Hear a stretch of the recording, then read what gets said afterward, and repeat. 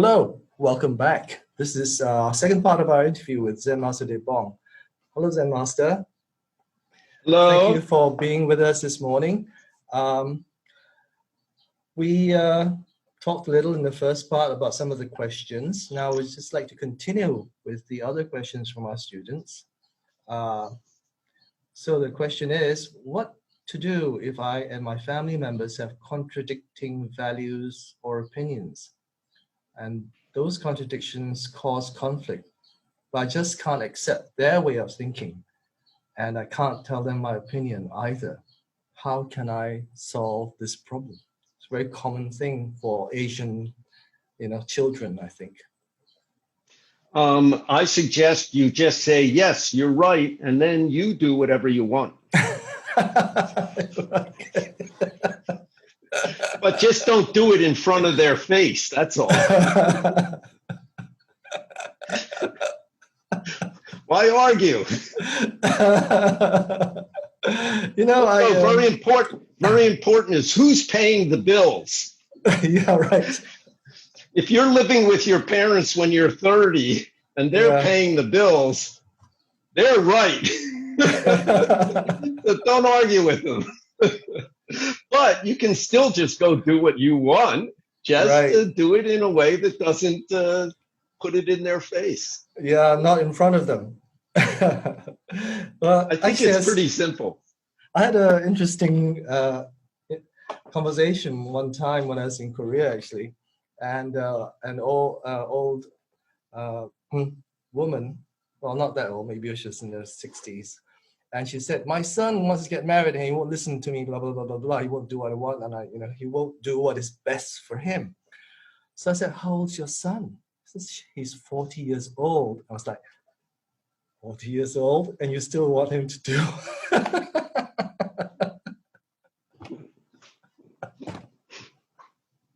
Yeah, well, that is, of course, that's a very human thing, and it's maybe even stronger in Asian societies because there's feeling for filial piety in the West, definitely, but it's even more strong, I think, in Asia. Sure. You have to learn how to take care of other people's opinions. And if you do know how to do that, you don't necessarily have to follow them. Yeah. And, of course, there are times when there's conflicts and there's no way of avoiding it. If you're not angry about it, that already is a good help. If you're angry, then first take care of your anger. Right. It doesn't mean that you have to follow somebody else's idea or that they have to change and follow your idea. But if you can begin to digest your own emotion, then you can begin to digest other people's emotion. Right. I give you a brief example. I might have mentioned it the last time I was in Malaysia because we get lots of questions about family. And so, naturally I think about things with my family. But about a year before my mother died, we're watching the news on TV, and out of nowhere, she says to me, you could have gone to Harvard, Harvard University. And I thought to myself, I can't believe we're talking about this. Yeah. I finished high school 50 years ago, and she's still thinking about this. But instead of, when I was young, I would have argued with her, but this time I just said, Mom, why don't you apply to Harvard? I'll write you a recommendation, and I'm sure with your CV, you'll get in. And, she laughed and looked at me like I was really cute, and also looked at me like, why don't you listen to me? But, basically she just let it go and gave up. So I think first we have to learn to digest our own feelings. Then we can digest other people's feelings.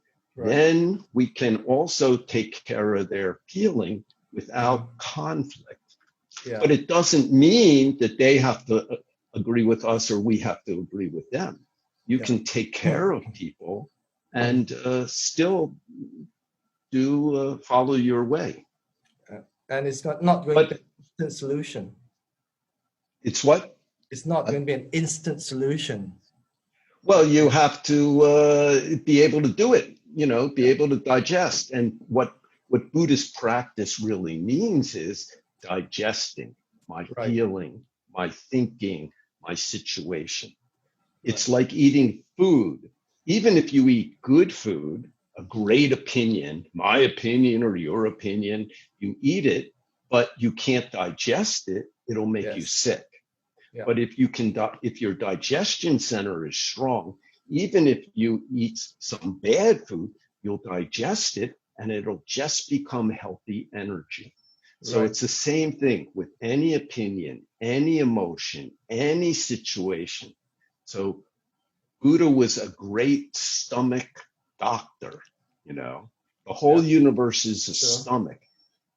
Our mind is even bigger. How can we digest the situation? And then we can behave in a way that takes care of everybody, including ourselves, without big conflict.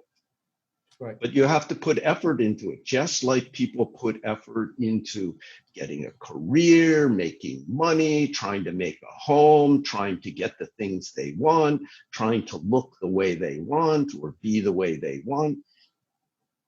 We have to put energy and effort into learning how to digest things. Personally, I feel that's far more important than primarily putting energy into all these other things. And because Buddha had so much wisdom, you can do both at the same time. Yeah. You can learn to digest your everything while you are taking care of career, family, relationship, job, health.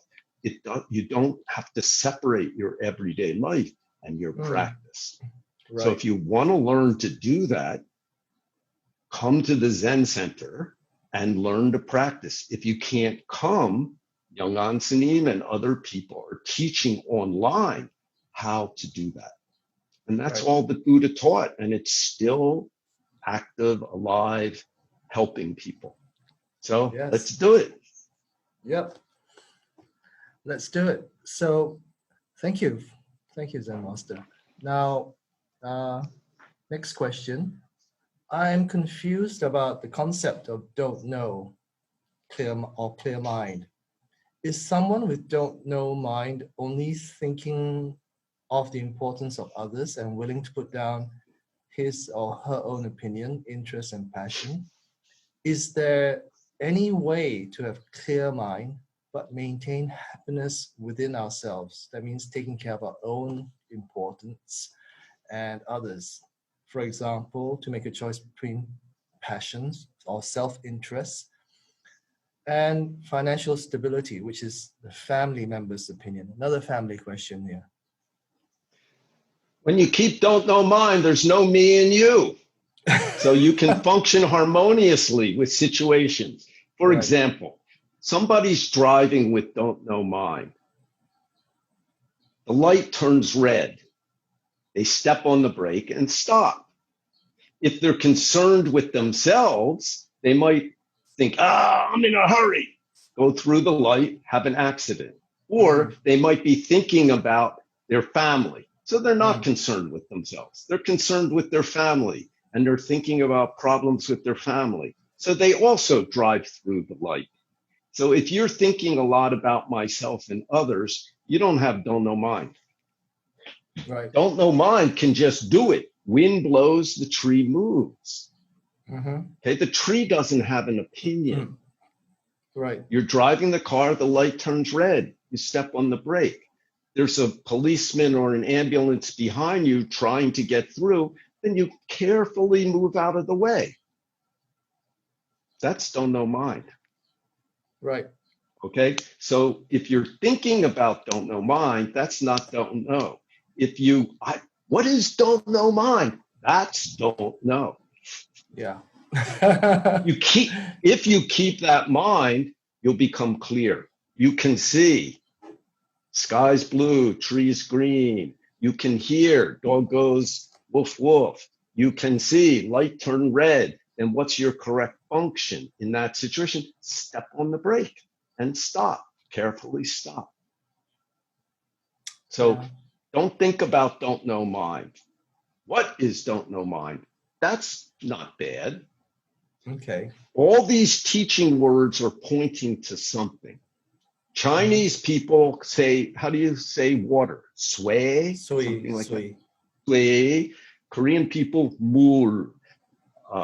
English people, water. Malay people, I.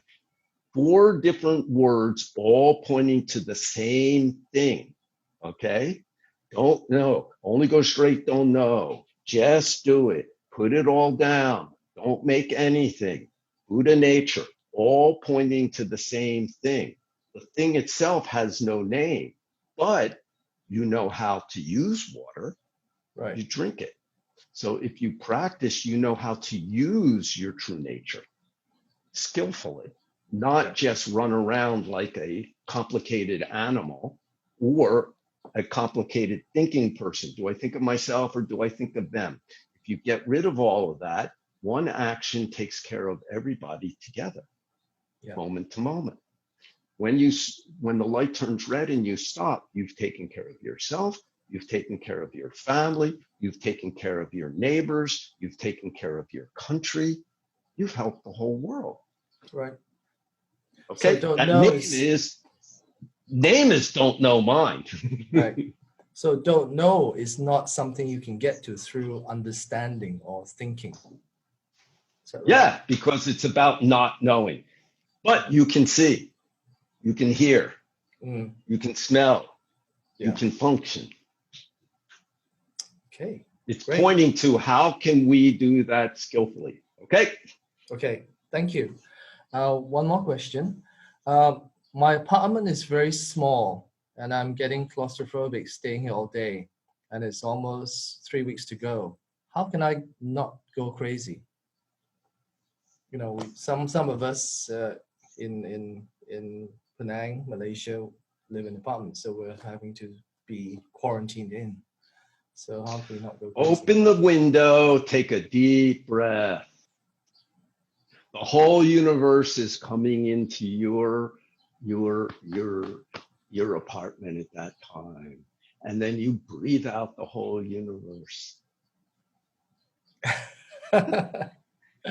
Yeah, I was doing our Sanyu deep breathing exercises.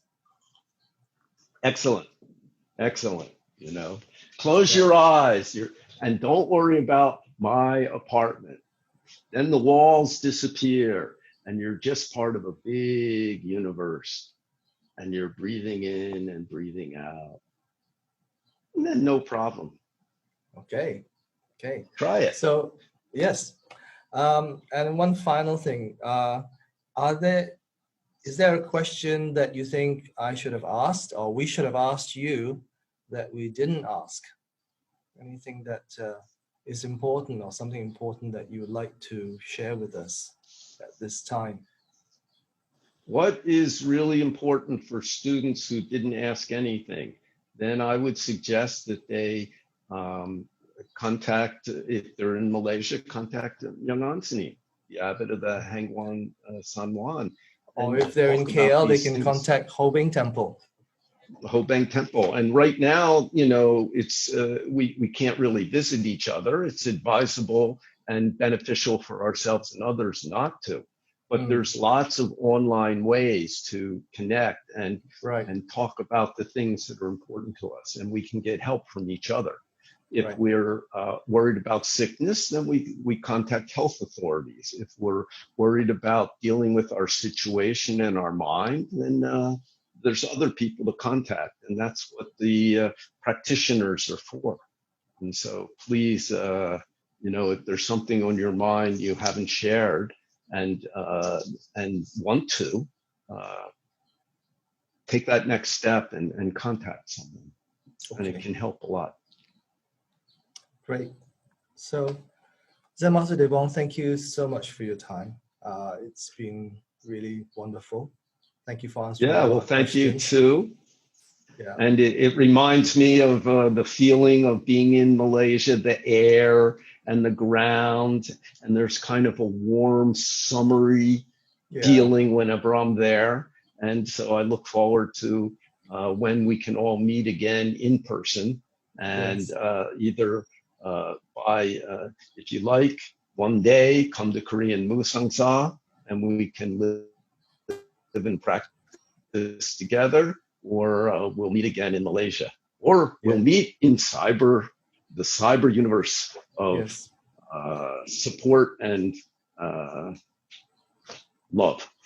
Yeah. Well, one of those things. One of any or all of those things. Or all of them. Yeah. Thank you, Zen Master. And we hope that you will stay healthy and be well. And of course, for everyone else at Musangsa too. So please do take care. Thank you. I'll pass along the greetings and my same wishes to all of you. So please take care and be well. And let's try to be patient and kind with ourselves and with others. Okay. Thank you. Omi Tofo. Omi Tofo. Bye-bye. Bye-bye.